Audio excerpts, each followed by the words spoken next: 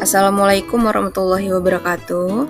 Perkenalkan, saya Sulastri, NPM 2386131045. Program Studi Manajemen Pendidikan Islam, Program Pascasarjana UIN Ardalintar Lampung. Pada kali ini saya memenuhi tugas mata kuliah Kepemimpinan dan Perilaku Organisasi. Adapun dosen pengampunya Dr. Fisman Bedi MKom MM MSI. Pada kesempatan kali ini saya akan menjelaskan beberapa terkait komitmen organisasi. Sebelum masuk terlalu jauh ke dalam materi, saya akan menjelaskan terlebih dahulu pengertian komitmen. Menurut para ahli, salah satunya O'Reilly menyatakan komitmen adalah kelekatan secara psikologis yang dirasakan oleh manusia atau seseorang terhadap organisasinya, dan hal ini akan merefleksikan derajat di mana individu menginternalisasikan atau mengadopsi karakteristik atau perspektif dari organisasinya. Oleh karena itu, adapun macam-macam organisasi atau macam-macam komitmen organisasi. Ada komitmen sikap, komitmen tingkah laku. Komitmen sikap merupakan keadaan di mana individu mempertimbangkan sejauh mana nilai dan tujuan pribadinya sesuai dengan nilai dan tujuan organisasi, serta sejauh mana keinginan untuk mempertahankan keanggotaan dalam organisasi. Pendekatan sikap ini memandang komitmen organisasi sebagai komitmen afektif, serta berfokus pada proses bagaimana seorang berpikir tentang hubungannya dengan organisasi. Selain itu ada komitmen tingkah laku, didasarkan pada sejauh mana karyawan menetapkan keputusan untuk terikat pada organisasi berkaitan dengan adanya kerugian jika memutuskan melakukan alternatif lain di luar pekerjaannya saat ini.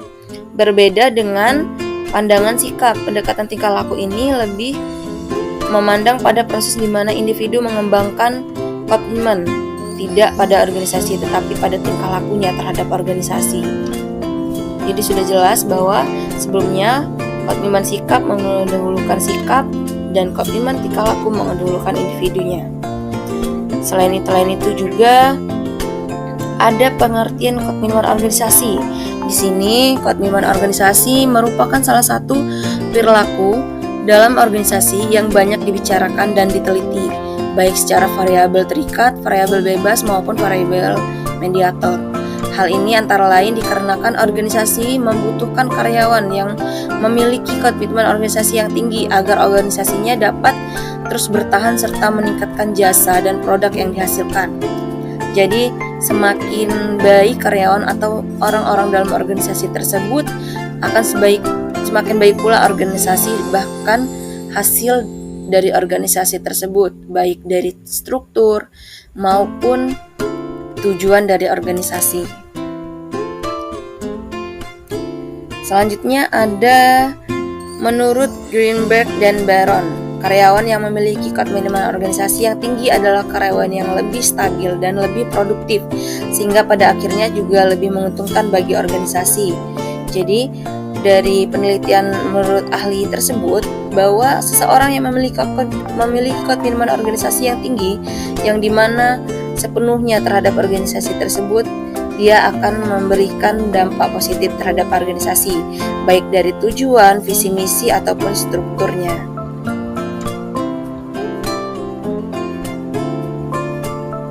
Selanjutnya kita harus mengetahui bahwa pentingnya komitmen organisasi yang tinggi sangat diperlukan dalam sebuah organisasi karena terciptanya komitmen yang tinggi akan mempengaruhi situasi kerja yang profesional.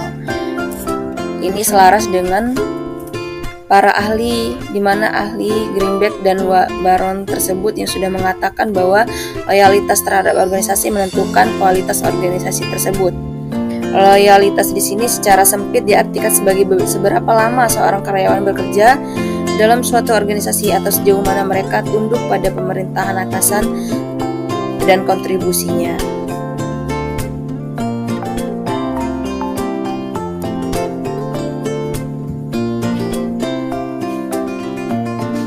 Adapun manfaat komitmen, kemanfaat sudah jelas di mana keberhasilan dan kinerja seseorang dalam suatu bidang pekerjaan banyak ditentukan oleh tingkat kompetensinya, profesionalnya.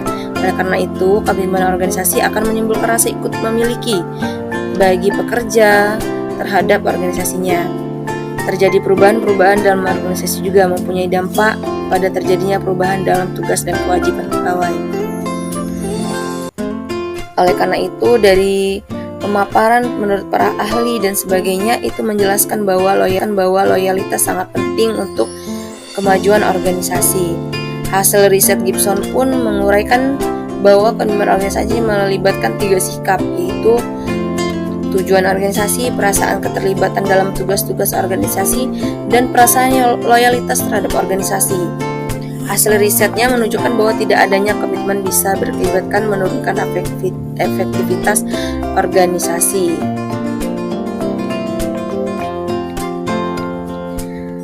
Oleh karena itu, meskipun tersebut, ada juga faktor penyebab komitmen organisasi, di antaranya karakteristik personal, karakteristik yang berkaitan dengan pekerjaan atau jabatan.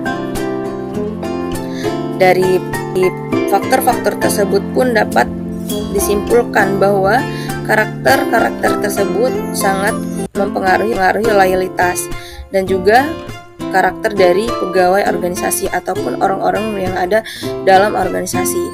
Cara untuk membentuk komitmen yaitu yang pertama, menurut Martin dan Nichols, yang pertama menciptakan rasa kepemilikan, dan yang kedua menciptakan semangat dan keyakinan dalam manajemen.